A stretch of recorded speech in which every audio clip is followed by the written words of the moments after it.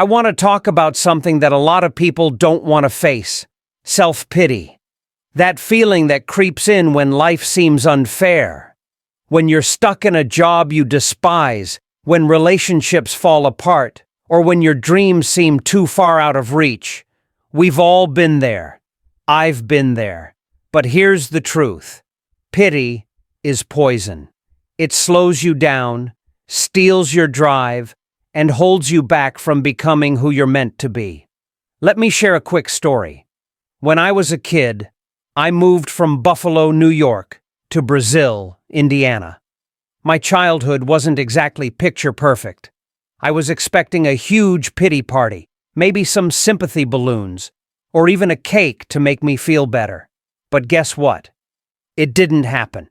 Instead, I met Sergeant Jack, a guy who didn't care for pity or handouts. Every morning at 5 a.m., he'd bang a trash can lid telling me to get up and get to work. That was my wake-up call. It showed me that the world doesn't cradle you when you feel bad or when life gets messy. People have their own problems. They may care for a moment, but after that, you're on your own.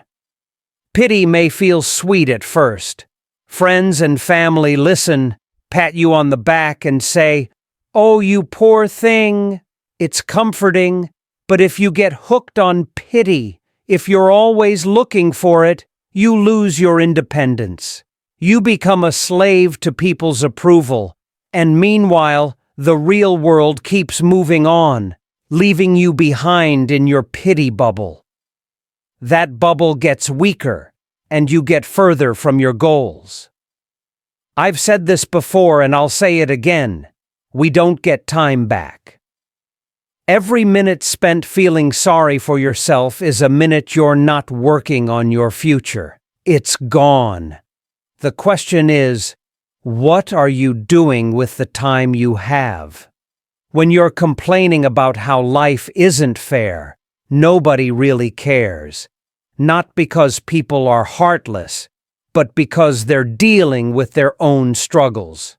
So stop wasting time expecting pity. Use that time to work, learn, adapt, and grow. In the military, when you're in a tough spot, you adapt. Period. If you're pinned down by machine gun fire, you don't complain that it's not fair. You find a way out, crawl under bullets, regroup, and fight back. Life's the same way. I remember being stuck as a night shift security guard at a hospital. I hated it. I kept whining. I deserve better. But that mindset only dug me deeper. I got depressed, my health declined, and my future seemed bleak. The moment I stopped whining and started figuring out how to make the best of it, everything began to change.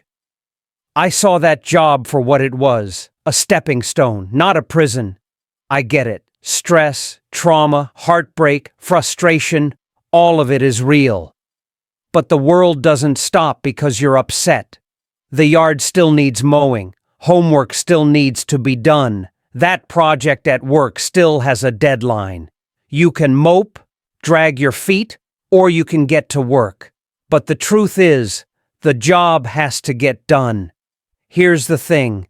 When you approach anything in life with bitterness, you rob yourself of growth. You deny yourself the opportunity to learn new skills or prove your worth.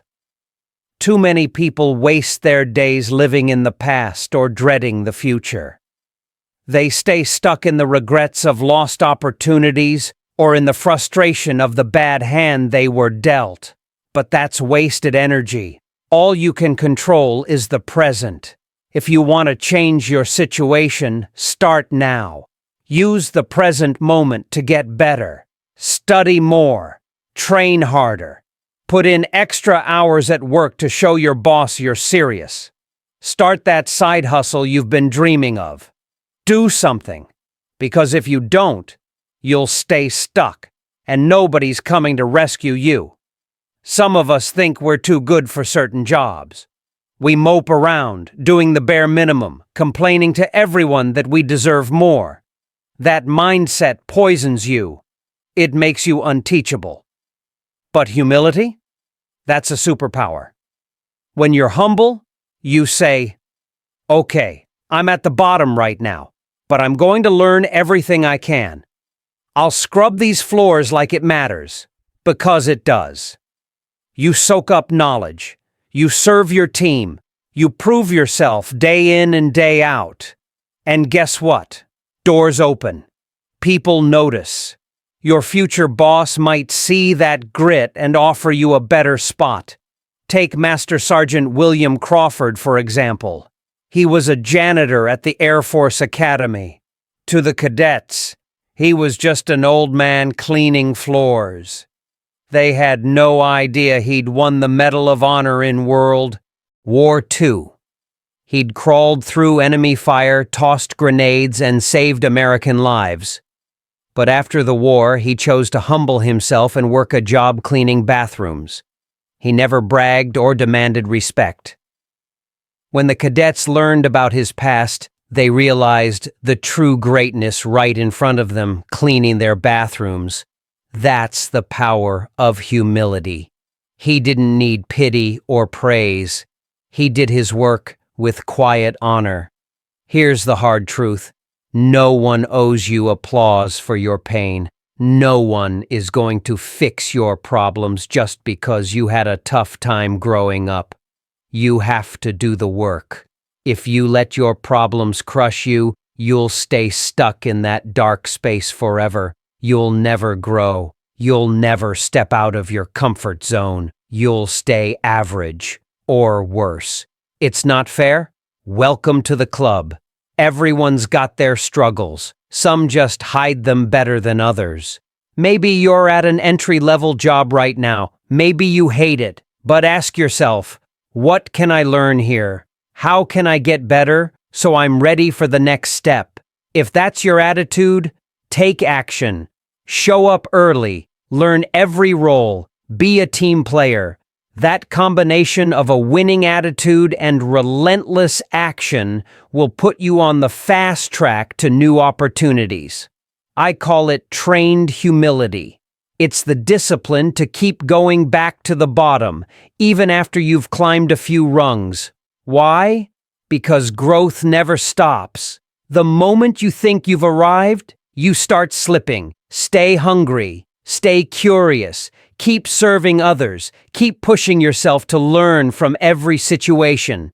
That's how you build a solid foundation under your dreams. Life's not easy. It's not fair. But that doesn't mean you roll over and let self-pity control you. Nobody's coming to save you. People might care for a little while, but eventually, their attention will shift back to their own lives. You need to be your own rescue team. Refuse to stay stuck in the past. Refuse to waste time on pity and complaining. Take every job as a chance to learn. Show up with humility and grit. Use every obstacle as a stepping stone to the next level. That's how you separate yourself from the crowd. That's how you go from the lost and stuck group to the driven and focused elite. By cutting out the pity parties, managing your time, and attacking every task with relentless work and humility. It's on you. Let's go. You